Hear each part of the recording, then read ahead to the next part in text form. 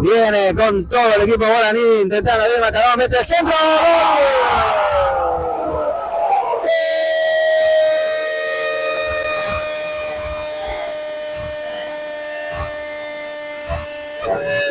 Guaraní.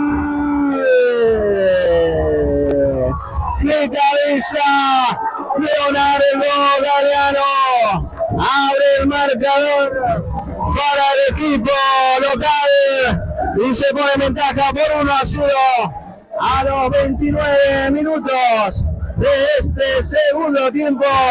De cabeza pone en ventaja e iguala la serie. Guaraní 1, Luz y Fuerza 0. Julián Vera la toca. Árbitro de la cancha, atención que le puede quedar a Mauro Gómez. ¡Mete golazo!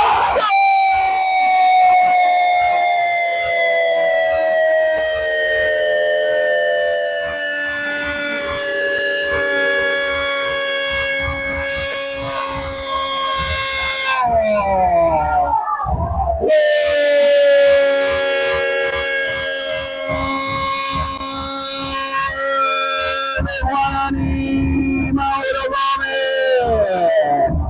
Mauro Gómez fue el que pateó y puso un defensor la pierna y la pelota se metió para que Guaraní le esté ganando 2-0 en 33 minutos de este segundo tiempo al equipo de Iguazú, Luz y Fuerza.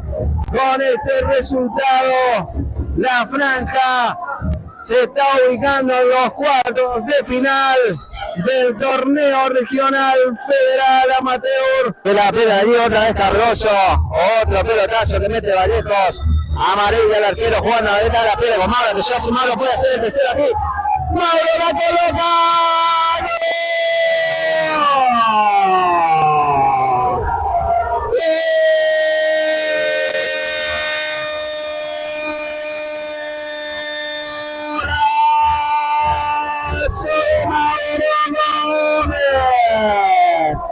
Sentencia la historia aprovechando la falla del arquero amarilla, colocando así el tercer gol de la tarde para Guaraní en 49 minutos de este segundo tiempo.